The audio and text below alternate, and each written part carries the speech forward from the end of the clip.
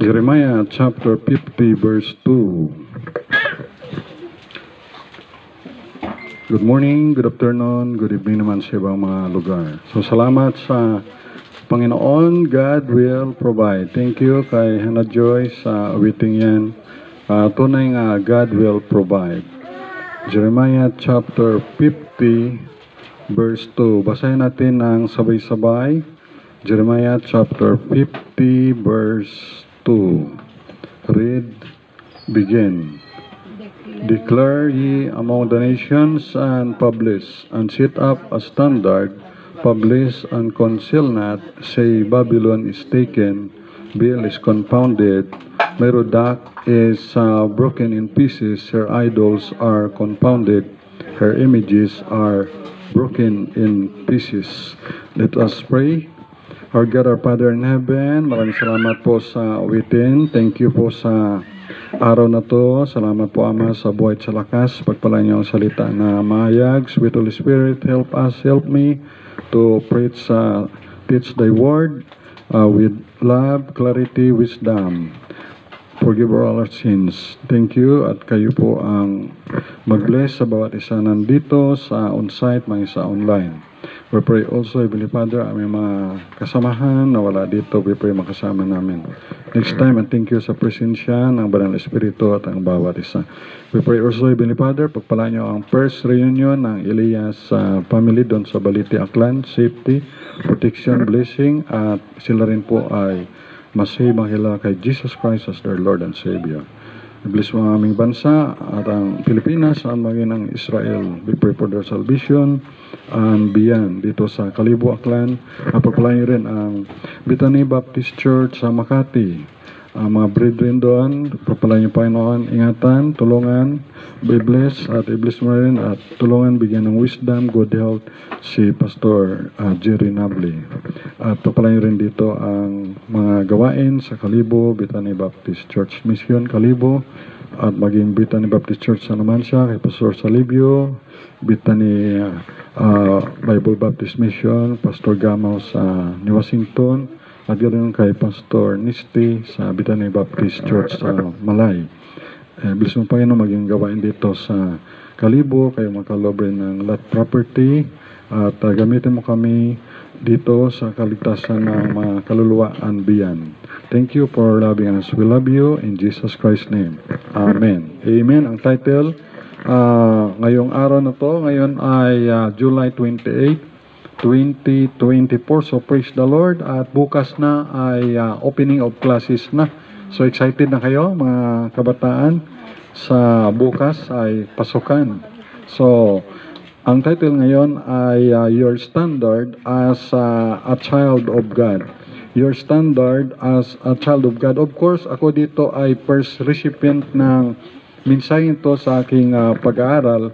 Kaya dito sa Jeremiah chapter 50 verse 2, si Jeremiah, siya ay tinatawag na the weeping prophet. Siya ay umiiyak na propeta ng Panginoon dahil ang mga Israelites ay stiff-necked people, matigas ang ulo, ayaw sumunod sa Panginoon, kay Yahweh, kay Jehovah, tumatalikod sila sa Panginoon. Kaya sa kaniyang pangaral ng salita ng Diyos ay ayaw maniwala ang mga Israelites sa salita ng Panginoon. So nahaluan sila ng mixed multitude.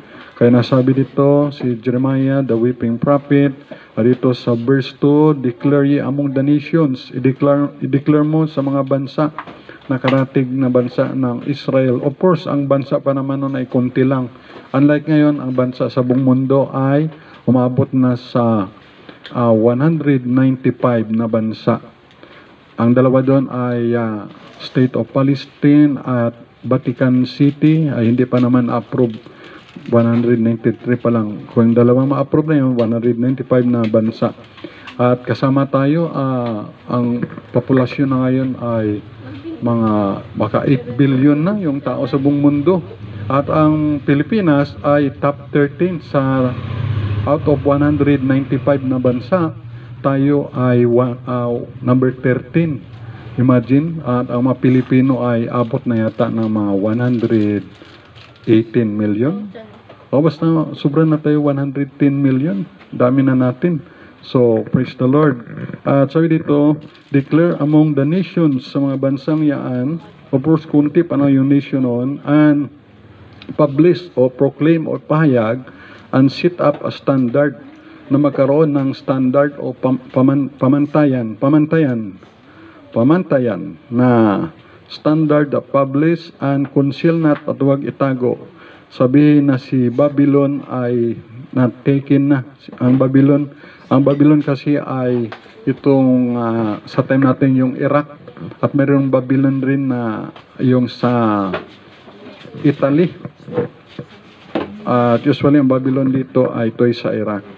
Bill is confounded. Itong si Bill na to ay isa sa mga Diyos-Diyosan noong unang panahon. At si Merodach, Diyos-Diyosan rin ito doon sa lugar na yon ng Middle East. Is broken in pieces, her idols are confounded, her images are broken in pieces. So ang Panginoon ay nagajilos dito kay Merodach at kay Bel. Alam niyo, sabi ngayon may nagalabasan na ng mga turo no na yung God daw ng Old Testament na si Yahweh o Jehovah ay para sa kanila ay masama dahil pinapapatay niya yung mga tao doon. Usually mali yun, hindi yun totoo. Ang Diyos na si Yahweh, Jehovah, ang Panginoon Diyos ng Israel, siya ay justice, siya ay love, siya ay mabuti. Bakit, alam niyo bakit pinapatay niyo yung mga tao noong ng panahon? Kasi sumasamba sila kay Baal. Kay Baal, yung mga Amalekites sumasamba sa Diyos-Diyosan. At pag sumamba sila kay Baal, ay sumisimba sila. Ang Panginoon, pinapapatay sila, pati yung mga hayop. Kasi pag hindi ipapatay yun, tapos may mga Israelites na mga dalaga at binata, baka mag-intermarriages, mag-asawa doon sa mahaluan sa mga simba kay Baal, kay Bel o kay Merodach. So ang gusto ng Panginoon ay huwag magkaganon na yung maghalo yung lahi ng anak ng Diyos at anak ng demonyo.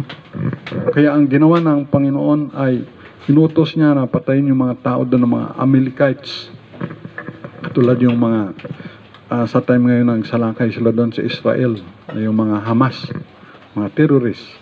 Kaya ganun ang gusto ng Panginoon, papatayin yung mga tao dahil siyempre, ang ginasimba naman ay si Satanas, kung pinapatay ng Panginoon. Kaya ang misinterpretation ng ibang mga tagapagturo, mga preacher, masama yung Diyos ng Old Testament. Mali yun. Hindi nila alam yung konteksto. Kaya pinapatay ng Panginoon yung mga taong yun, na mga Amalekites at iba pang mga lahi na pinapatay sa mga Israel. Kasi nga, ang kailang sinasambang Diyos ay Diyos-Diyosan na si Baal, si Bel, si Merodach. Hindi tunay na Diyos. Ang Diyos na tunay ay si Yahweh Jehovah, El Shaddai, Adonai, si Elohim. Kaya yon ang tunay na Diyos, ang Panginoong Jesucristo.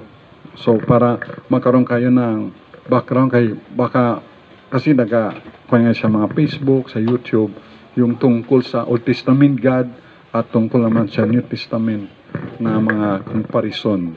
So pagkaroon kayo ng may background na ganun. Katulad yung walang pag-iba nun sa ginawa na pinapatay ng Panginoon si Goliath. Kasi ang sinisimba naman ni Goliath ay si Baal, Diyos-Diyosan. At yung Diyos ng Israel na tunay na Diyos na lumikha ng langit at lupa na in the beginning God created the heaven and the earth ay tinutuya o ginalipusta ni Goliath. Kumbaga ay ginabuli. So, pinapintulot lang ng Panginoon na ipapatay si Goliath through David. Ginamit niya si David. So, of course, sa ating time na sa New Testament kay Lord Jesus ay ang Panginoon ay pinairal na niya na yung love, no? Love your enemies. Para malaman nila ng mga taong ito na mga kalaban ay mahalin sila. At yun ay gusto ng Panginoong Hesus ay sila ay maligtas. Siyempre, hindi natin ma-question ang Panginoon sa kaniyang karakteristik, sa kanyang nature na anuman ang kanyang gusto. Ay wala naman tayong magagawa. Tayo lang ay sumunod sa Panginoon. Kaya ang Diyos ay sovereign God. Siya ay supreme being, all-powerful. Kaya dito ay, kung sa Tagalog, inyong ipahayag sa gitna ng mga bansa at inyong itanyag at mangagtaas kayo ng watawat, inyong itanyag at huwag ninyong ikubli. Inyong sabihin ang Babylonia ay nasakop.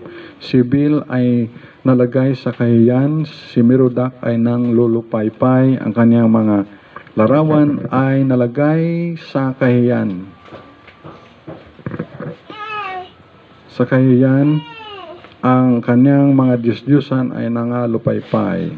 Your standard as a child of God. Ang iyong pamantayan bilang anak ka ng Diyos.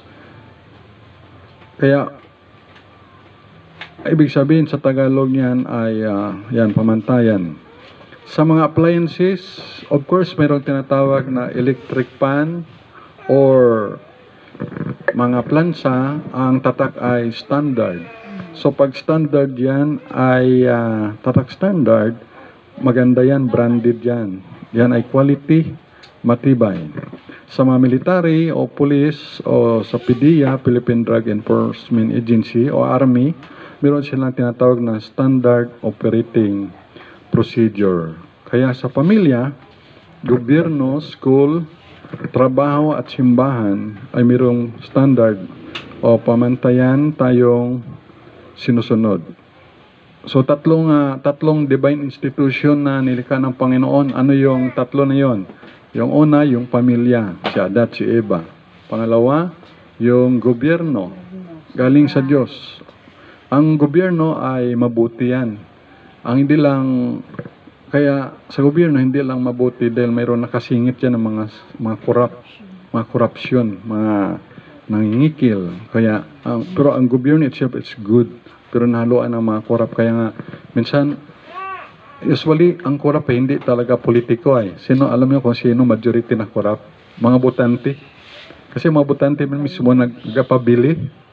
So, kaya, ang mga politiko para lang manalo at maging legacy ng kanilang pamilya na masabi lang, ay, congressman si tatay ko, si lolo ko, ay, mayor si tatay ko, governor si tatay, si lolo ko, ay maobligan na sila na mamili ng boto. Pero sa totoo lang, ang korap talaga ay mga tao, mga botante, minority o majority sa kanila. Oh, last election kahit 5 duling, wala akong natanggap kahit kaninong politiko. Oh, kaya hindi naman tayo nabibili. Kung sinong gustong iboto, yan na binoboto ko. Oh. Pero ngayon, ang eleksyon na sa gobyerno, kung sino ang may pera, yun na ang nananalo. So, diba? So, bawi rin kasi nila pag may mga project. Sa ang gobyerno, mabuti, hindi lang naging mabuti dahil sa mga corruption. Usually, ang corrupt naman kasi yung mga botante kay nagpabili sila ng boto nila. 1.5, 1.1, ang pinakamababa ay 900. May 500 pa. So, hindi natin masisi yung mga politician. Kaya kahit kung kayo ay valedictorian, matalino kayo, huwag na kayong sumali sa politika. Kasi hindi ka naman mananalo. Sayang lang. Iba na lang, maglingkod ka na lang sa Panginoon pag wala kang pera kasi sa politika hindi ka man mananalo. So, yun. At ang pangatlo ay ang church. So, ang church ay inutusan ng Panginoon niya na go ye and tell the word and preach the gospel. So, by the grace of God, ang nabigyan ko na ng gospel tracts na ang tatak pa ay Bethany Baptist Church Makati ay 139 na. Yung, sabi ko, manood kayo dyan sa Facebook, online, ng website sa Bethany Baptist Church Makati. At yung galing sa Pasig na ang sponsor naman ay sa Metropolitan Bible Baptist Church Toronto, gospel tracts na libre ay 3 nabigay ko. Pero sa Bethany, Makati na gospel tracts ay 139. So, yan ang tungkulin ng simbahan. Kaya pag-pray nyo, no? Kaya ikot-ikot ako dito sa poblasyon Kalibo. Nung kwana dito na yung puno na, yung masikip na dito, wala na talagang yung mga bakante ba? At may bakante man dito, ang per square meter dito ay 20,000, 25, hasta 30,000. Tulad dun sa Puerto Princesa City, Palawan, ang per square meter din dun ay 30,000 sa poblasyon. Pag doon naman malapit sa airport ay 14,000. Pero kung doon sa mga baryo, mayroong mga 5,000, may 4,000. Pero doon sa mga Balite, 250 pesos lang. Mura lang sa may Balite, 250 pesos. Oh, malay natin pero alam niyo yung pag-pray nyo lang na mayroon talagang mag-asawa o tatay o nanay ng ilan ng pera lalo sa maintenance nila. Kaya pag kailangan ng pera, ibibintin talaga ng lupa nila sa kung sino bibili at lalo sa simbahan gamitin natin para sa Panginoon na gamitin na magkaroon ng worship place para sa Panginoon. Usually ang lupa naman ay sa Panginoon yan. Ano sabi ng Book of Psalms? The earth is the Lord's and the fullness thereof. In the beginning, God created the heaven and the earth. Genesis 1:1. Yan, memorize ni JJ. Oh. Kaya gin-memorize namin yung Genesis 1:2. Memorize na ni JJ, memorize ka na yung Genesis chapter 1 verse 2. Kaya, yun, ipag-pray natin na makakita tayo doon sa mga labas ng poblasyon, doon sa mga barangay. Pag-pray lang sa Panginoon. Kaya kayo pag na kayo, na professional na kayo, yan, may kuwan tayo sa pag-commitment, pagbigay ng, patipon tayo ng para sa lupa. Kasi nakabigay na yan, 15 pesos para sa lupa. May natipon na rin tayo para sa lupa, 6,000. Natipon yung, so offering, may blessing ako, in-offering ko para sa lupa. So, praise the Lord. Kaya, yan ang church ay mahalaga yan dahil ang church ay binigay ng Panginoon ng kanyang buhay sa church. Church is people. Church is not a building. Church is people na makasalanan. Sinners, people like you and me. Kaya, yan, tatlong institusyon. Your standard as a child of God. Yung una muna ay sa family. So, sa family, yung nauna doon, ang standard o pamantayan sa pamilya, ang una ay yung tatay, si Adan. Sunod, next in rank ay si Eve. Of course, ang Panginoon yung pinaka-head. So, sunod Adam, sunod si Eve, sunod si Cain, si Seth. Dahil Seth ay nawala na, pinalitan kay, si Abel ay wala na, pinalitan kay Seth. So, ganon. So, hindi pwede yung mauna ay si Cain o si Seth at susunod ay si Eva at sunod ay si Adan. So pag maganon yung standard ay hindi maganda yan, out of standard. Kasi kung ang masunod ay yung anak, halimbawa si Kertong, birthday niya ngayon, nakita siya ng sapatos na maganda na sapatos, mamahaling sapatos, Reebok man o Adidas o Nike.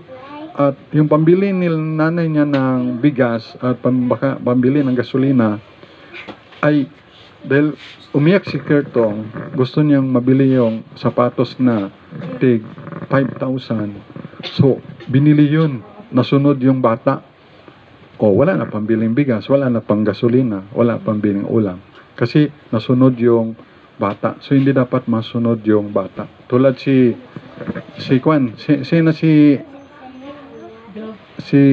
ang kuya ni Denver Drew, si GA, hindi pwede nang masunod ay mga bata ang GA na, bakit si JJ na sila ang masunod na nagasilpon, sila nagasilpon. No? Sila ang nasusunod. Kung hindi makasilpon ay iiyak.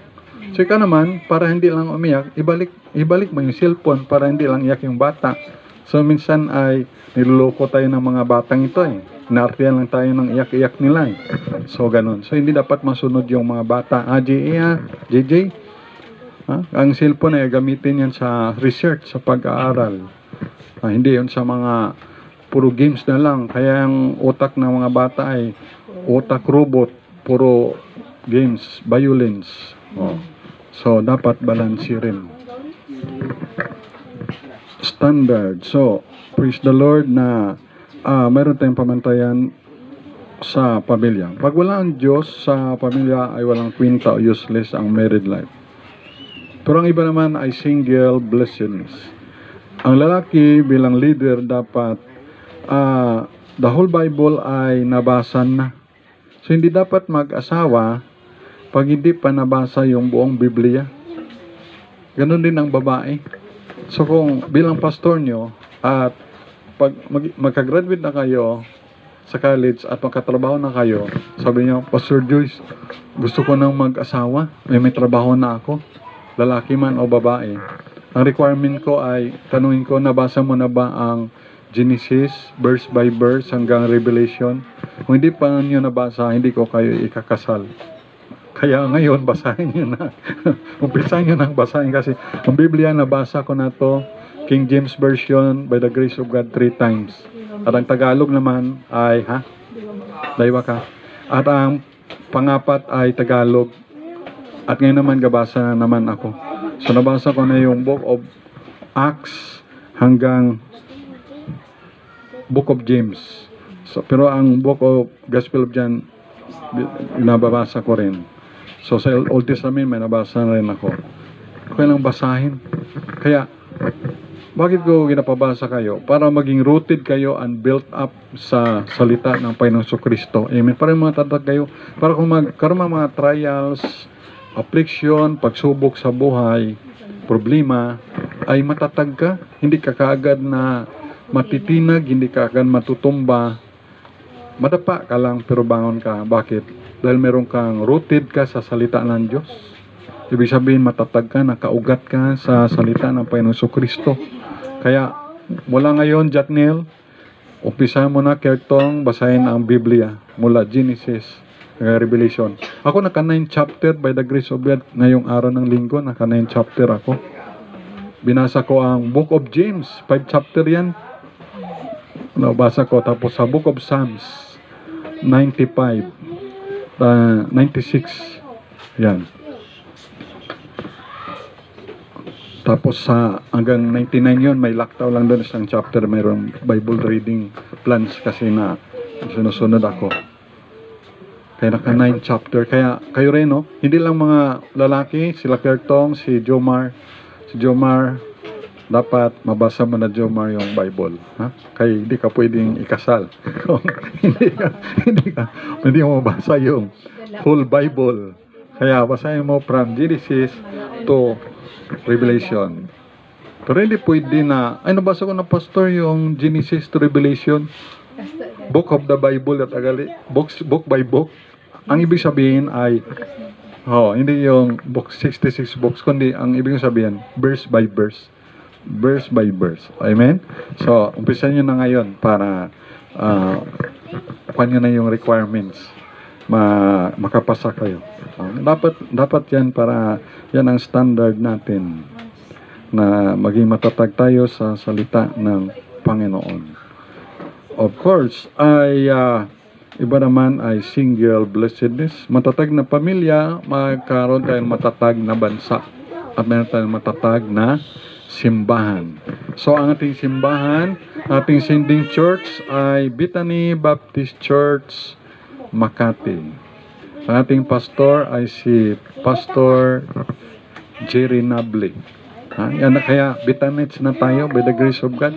Kaya paggawa nga kay Ma'am Annalyn ng kwanay, yung certificate, yung mga na-transfer na dito, member na ng Bethany Baptist Church, Mission Kalibo, ay pag makagawa si Ma'am Annalyn, at least meron kayong meron rin kayong certificate. Wapa si DJ, kaya wapa na yan na-baptize. Ay, wapa man. Paggawa pa lang. Nagawa pa lang. So, yun.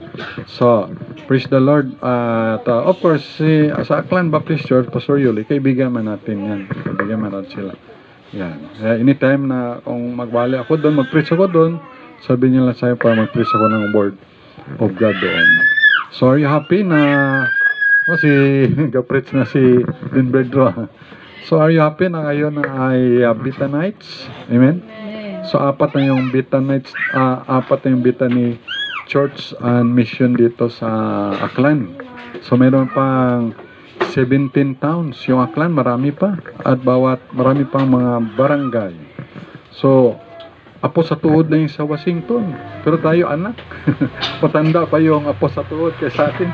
Tayo ay one month pa lang tayo na bilang church mission. So, praise the Lord.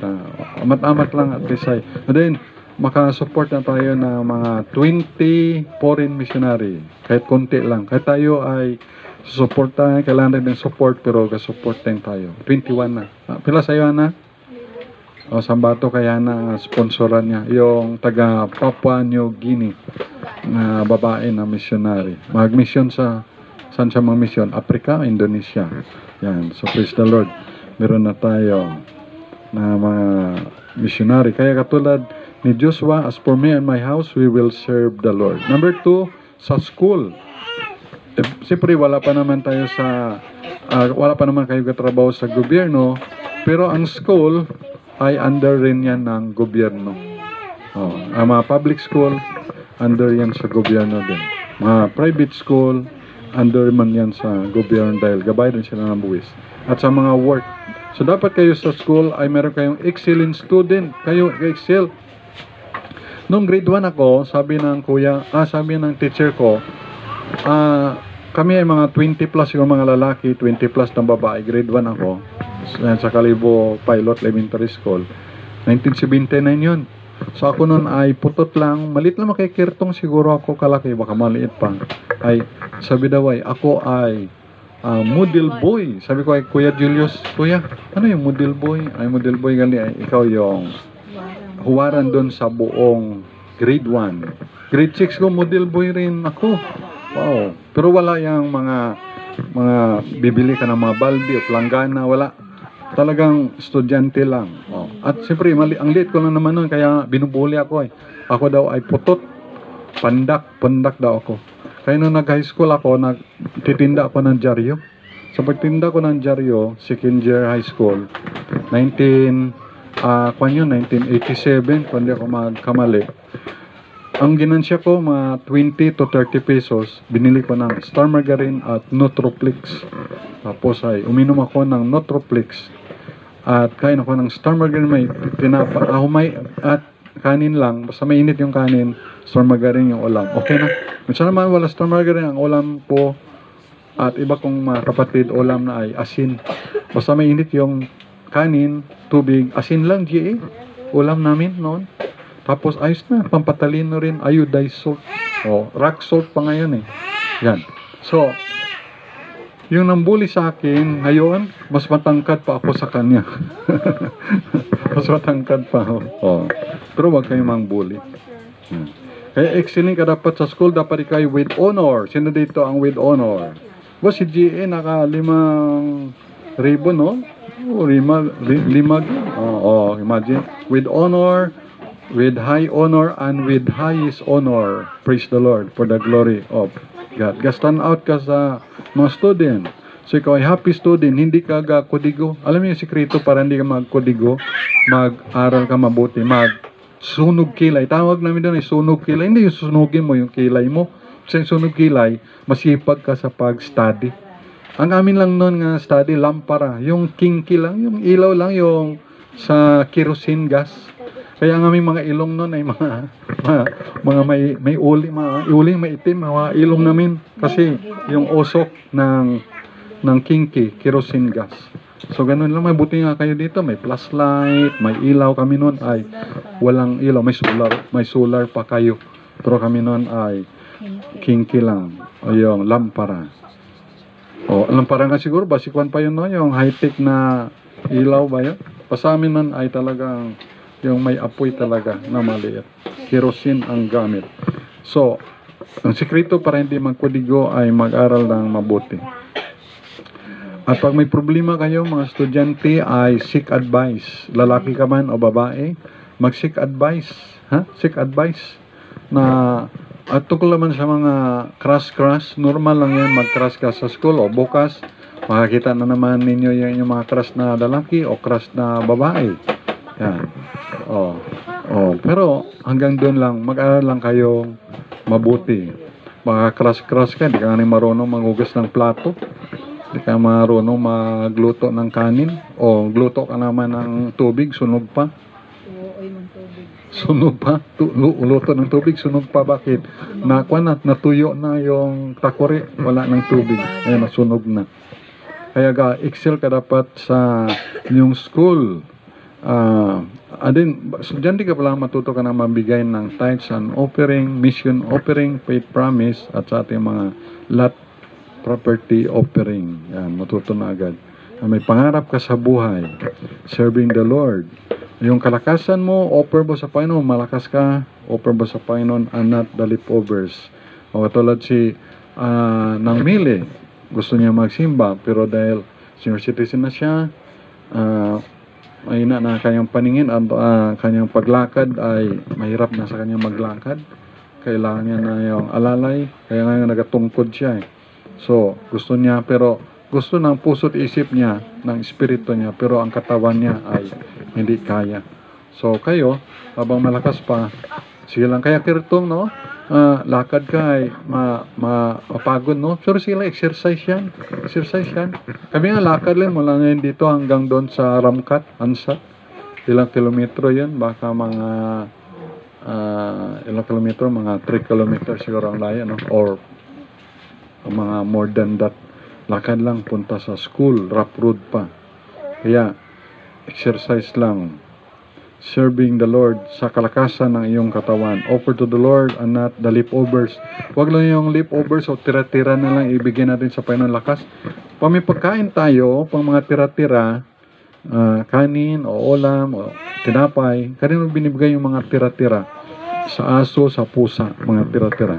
Ang Panginoon hindi deserve ng mga tira-tira ng ating buhay na tayo ugod-ugod na, yung yuko, buktot na, buktot, yung pagbuktot ka, yung likod mo ay gakuba na, ang sakala mo sabi, Panginoon, mag-surrender na ako sa iyo. Ay, mahina na, dapat abang malakas tayo. Kaya ang ating buhay ay sa Panginoon galing, ang ating energy, so wag ubusin sa cellphone. Alam niyo bakit ang tao ay tamad magtrabaho, tamad magkilos? Kasi ang utak niya na ay na-stuck up na sa kanyang mga brain cells ay na-stuck up na sa gadget. Ang kanyang mga mata ay napagod na kasi sa napagod na sa mga radiation.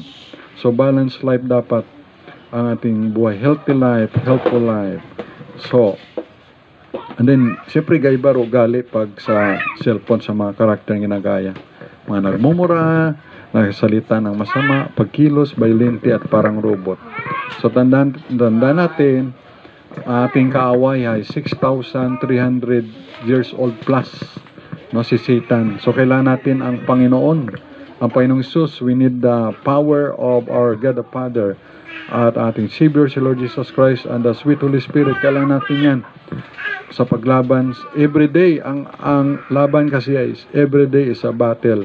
Tagumpay tayo ngayon, pero bukas na naman is another day of battle. Kaya ang Christian life is not a playground. Sabi, Christian life is a battleground. So kailangan natin ang Panginoon, draw nigh to God and He will draw nigh to you. So, doon ang mataas respeto sa mga magulang, lulo at lula. Magalangin, nagmamano, masaya. Kaya marunong pa kayo magmano. Yung iba hindi na marunong magmano eh. Di alam. So, nga may ngiti sa pisngi o mukha. Your standard as a child of God. Ano ang standard mo sa pamatayan mo sa bilang anak ng Diyos sa pamilya? Ang nanguna, siyempre ang Diyos.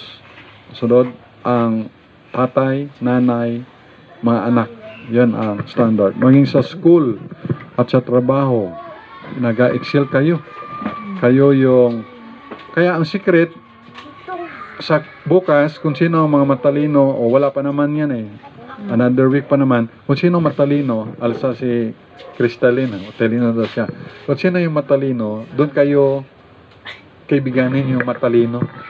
Sabi ng Bible, go with the wise and you shall be wise. Iron sharpeneth an iron. Yung bakal ay nagpapatala sa kapwa bakal. Pero kung ang kasama mo ay mga nagka-cutting classes, nandun sa computer shop, ay walang mangyari. Akala ng tatay nanay nyo ay nasa classroom. Yun pala, nag-cutting class. Nandun pala sa computer shop. So huwag kayong sasama doon. Sasama kayo sa mga matalino para kayo rin ay tatalino. Sama kayo sa mga magaganda ugali, gagandang ugali nyo. Sa mga gandang pagmumuka, gaganda rin ang pagmumuka nyo. So, go with the wise and you shall be wise. And then last, sa simbahan. And I say also unto thee that our Peter, and upon this rock I will build my church, and the gates of hell shall not prevail against it. So ang church is people, sabi ko nga, it's mga makasalang katulad natin. So, sa simbahan, ang head dito, siyempre si Lord Jesus Christ. At ang sunod ay si Pastor Nable. At ang sunod ay ako bilang missionary pastor. Okay? So hanggat hindi pa tayo na-organize, ang pastor natin ay si Pastor Nable. Amen? Si Pastor Jerry Nable. Ang edad niya, sabi niya, siya ay 68, pero mukhang 48 lang. Ako naman, ang edad ko ay 52, pero mukhang 42 lang. Yan, hindi man kasi si JJ magpalit ng mukha eh. Ayaw niya eh. Yan. So, but if I tarry long, that thou mayest know how thou oughtest to behave thyself in the house of God, which is the church of the living God, the pillar and ground of the truth. 1 Timothy 3:15. We have a truth of the gospel message. Alam natin yan. Jesus the way, going to heaven, Jesus the truth, and Jesus is the life. No man cometh unto the Father but by me. Jesus said unto him, I am the way, the truth, and the life. No man cometh unto the Father but by me. For I am not ashamed of the gospel of Christ, for it is the power of God unto salvation to everyone that believeth, to the Jew first, and also to the Greek. Romans 1:16. Kaya doon sa youth quiz doon sa Bethany Baptist Church Makati, nanood kami ng one night ng July 1. Ang kanilang topic ay sa young people ba na gasimba man, pero gasinilpon, tapos ay may gawali, awat ima ito pinamatik, istoryat ima sa nang kaipig nga yung people. Tapos ay atakan imo kabuhay tama na rawali nga pastor, tagal naman ang preaching. So labas siya, tapos one time ay punta sila sa palengke, kasama si nanay niya, namigay sila ng gospel tracts, ayun yung mamigay. Tapos yung sa mga classmate niya, di man siya ga-share. Tapos ang classmate niya seek advice, wala man niya na gina-counselan. Tapos ang classmate niya may problema sa family, tapos nagmotor, nadisgrasya. Tapos grabe ang sisi ng Christian na kabataan, kay di man lang inasiran ng about kay Lord Jesus Christ. Grabe ang sisi niya ba na kung namatay yung classmate niya, di niya nasiran ng about Jesus Christ kung paano masave. So nanginayang siya. Kaya ang ginawa, alala niya na mag-share dapat siya. Tapos ay, kumbaga, wag ka muna, sino yun? Si Jerome ang karakter. Wag ka munang mamatay. Kumbaga, hindi ka pinanasiran. Sa'yo na hospital pa, hospital. Pero 50-50. Until such time na naging masipag na siya mabigay ng tracts. Pati si Jatnil ay sa panood namin ng youth quiz. So na yun sa Facebook ng Bethany Makati. Ano may drama sila July 1 hanggang July 3 ron. Hay, na kung may data ka lang.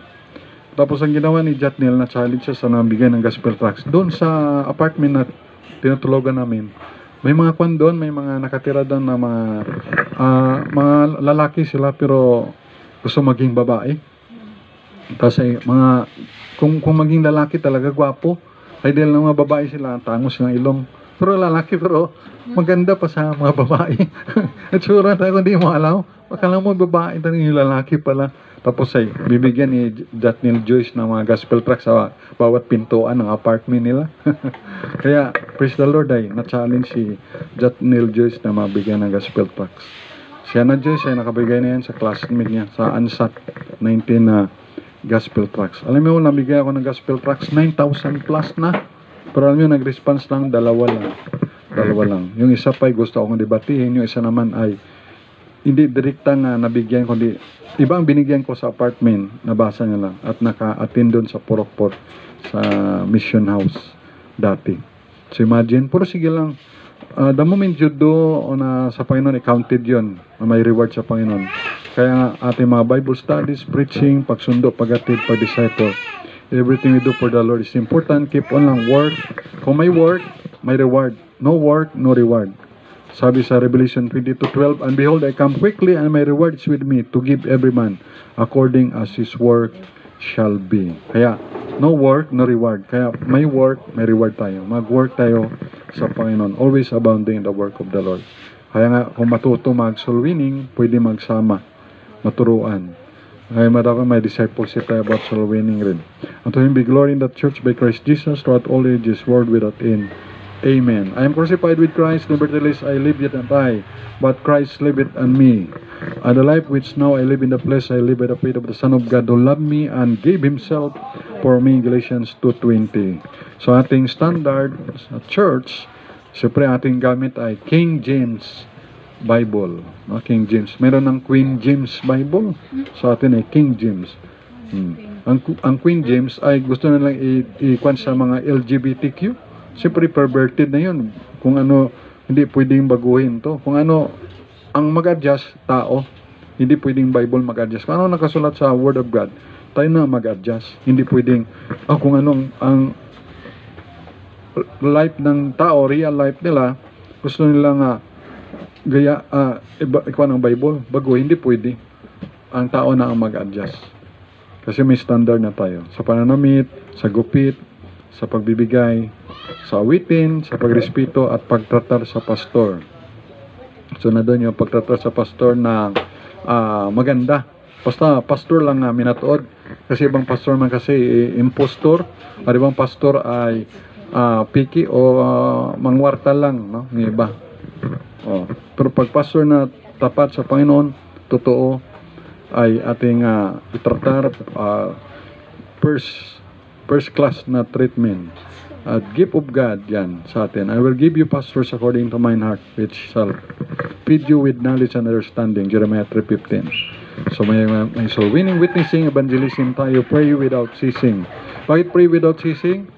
Maraming walang patid dahil ang ating kaaway ay walang patid rin naman na tayo i-afflict, i-oppress, i-depress tayo, i-discourage tayo. Kaya pray without ceasing. Church attendance, ating giving, Bible reading, loving church, living church, laughing church, world mission, minded church. Kaya tayo, by the grace of God, ay katulong. Your standard as a child of God. Sa pamilya, sa school, work, sa simbahan. So, God bless us all. Let's pray. Our God, our Father in heaven, maraming salamat po sa iyong salita. Sa time, pagpalaan niyo, Panginoon, bilang aming mga standard na kayo nag-set, Panginoon, bilang mga anak mo kami, Panginoon. Sa pamilya, sa school, sa work, maging sa simbahan, Panginoon. Salamat po ng marami. At tulan niyo kami, Panginoon, na makapamuhay na ayon sa iyong salita. At kami ay gumagawa para, Panginoon, sa inyo. Salamat na mayroong encouragement. Always abounding in the work of the Lord. Our labor in the Lord is not in vain. Maraming kaming work para sa inyo, Panginoon. Maraming reward nagantay sa amin. So salamat po sa mga pangako mo. Salamat sa kaligtasan meron kami. We pray also ang mga loved ones, mga kabayan, masave here and beyond. Marami po makilala kay Jesus Christ as their Lord and Savior. Sila ay admit they are sinners and repent of their sins and believe the Lord Jesus Christ and confess Jesus Christ to be their Savior. We pray, Panginoon, na maraming kaluluwa ang maligtas. Makilala kay Jesus Christ as their Lord and Savior. Manabigyan namin mga gospel tracts at mga bibigyan pa ay sila ay masave. Sweet Holy Spirit kayong kumilos and they will repent and receive Jesus Christ in their heart as their Lord and Savior. At kayo po yung makalob, Panginoon, ng marami pa mga prospect sa soul save and baptism at lot property para sa Bethany Baptist Church Mission Kalibo at ganun, Panginoon, prospect Bible studies kayo makalob. Thank you, Panginoon. Pagpalain niyo po ang bawat isa na dito, Panginoon. May Heidi Sterpin, Angging, Hannah Joyce DJ, si Kertong, si Elias, si Colleen, karama Diyos si Crystalline, si Caitlin, Panginoon. We pray Sister Monit, Brother Edgar, si Pitit makasama namin. Si Namili, Healing Godel, sa kanya, Panginoon. Si Nila, Denver Doji, salamat. Si Nila, may visa na. We pray na siya rin, Panginoon, ay makatrabaho mo abroad, kalooban mo, Panginoon, para makabayad sila sa kanila mga loan, Panginoon. Ganyan si Pau Pau, bigyan ng wisdom, good health, makapasa sa board exam. Ingatan niyo si Dino at mga Elias sa reunion, first reunion pa yun sa Balite. Pagpala niyo, ingatan, safety, protection din sa kanila. Pero also for their salvation. Mabawat nag-represent sa mga pamilyang ito, Panginoon, kayo mag-bless. I-bless mo si Brother Bong sa Luzon, ingatan siya, Panginoon. At bawat isa nandito at mga hindi ko nabanggit, pala yung mga evangelist, pastor, missionaries abroad, Panginoon. I-bless mo, Panginoon, tulungan at gabayan, mga missionaries, foreign man o local. I-pray rin, Panginoon, si Pastor Nabli, pagpalain siya, Panginoon, tulungan, bigyan ng good health, safety, protection, wisdom sa mga preaching, engagement niya, at good health sa kanya, Panginoon. Ganun ang Bethany Baptist Church sa Makati, mga beloved brethren givers. Ingatan sila, Panginoon, pagpalain sila, tulungan, gabayan. At mga Bethanites all over the world, i-bless mo, Panginoon. I-bless mo, Pastor Yuli, i-bless sa family, at yung bawarisan. Thank you for loving us. We love you sa lahat ng glory and power. In Jesus Christ's name, amen.